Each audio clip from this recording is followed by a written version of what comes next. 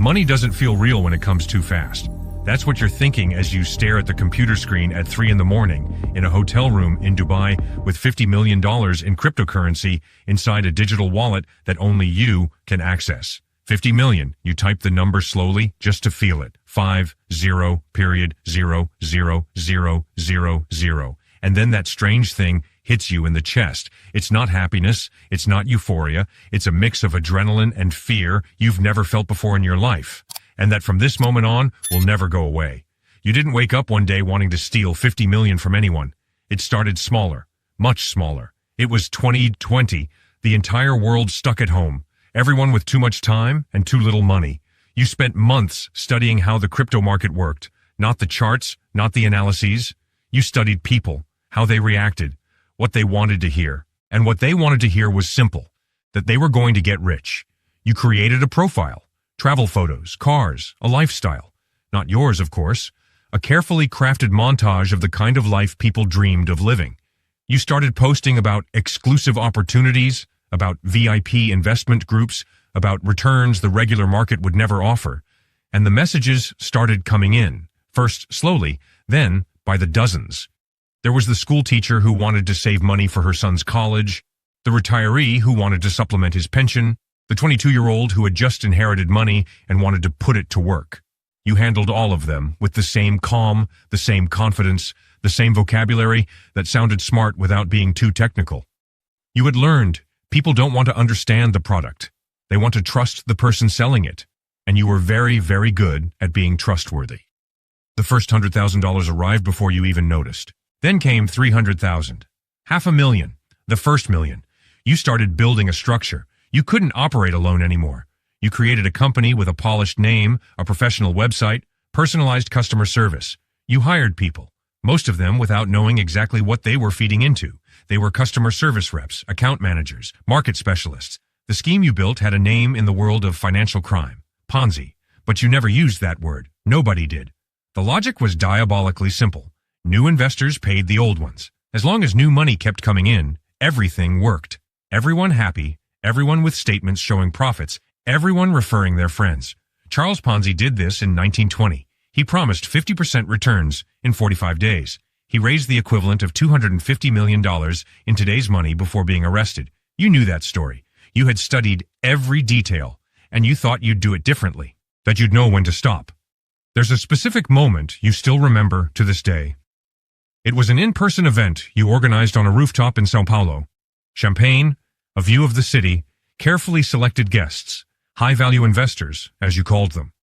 People who had put in $500,000, $1 million, $2 million into your platform. They looked at you like a genius. They lined up to take photos with you.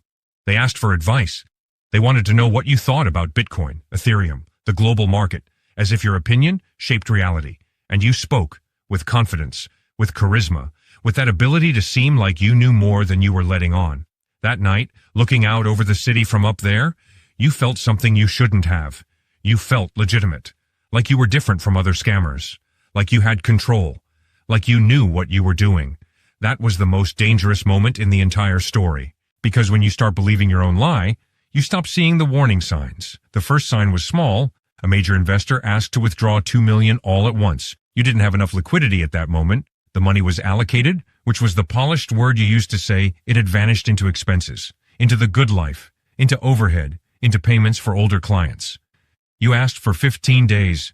He agreed. You managed to pay. But you spent a week sweating cold. Then came 2 more large withdrawal requests. You paid, you breathed, you kept going. But then came what nobody controls. The market crashed. Bitcoin dropped 40% in less than a month. Ethereum along with it. The news cycle full of headlines about fraud, about schemes, about regulation. People got scared. And when people get scared, they want their money back. Suddenly, you no longer had enough incoming flow to cover the outflows. And that's when you understood, in practice, what it means when a Ponzi scheme collapses. It doesn't happen slowly. It's like an avalanche. You had an exit plan. Every scammer who lasts more than 2 years does. You were no amateur. Documents under another name, accounts on exchanges outside the country, an escape route rehearsed mentally hundreds of times. You knew this moment would come, you just didn't know exactly when. When it came, you moved fast.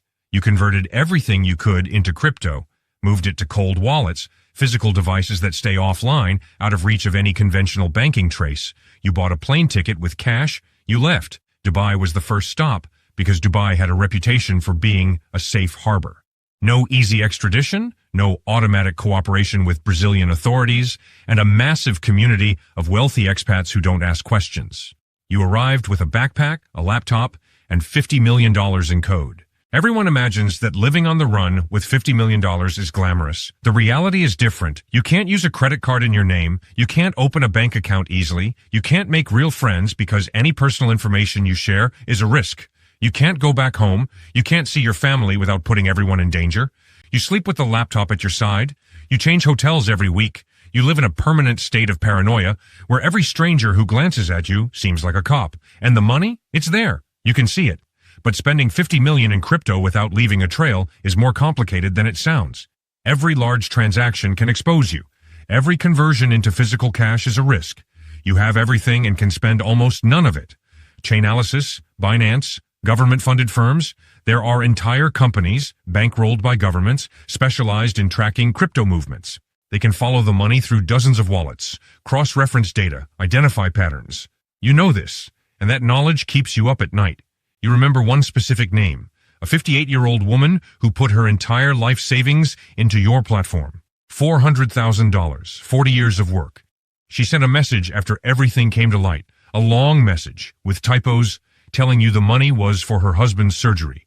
You read it, closed the chat, never replied. But you still remember the text. That's the detail nobody mentions when they talk about million-dollar scams. That behind every number there is a real story, a life permanently impacted.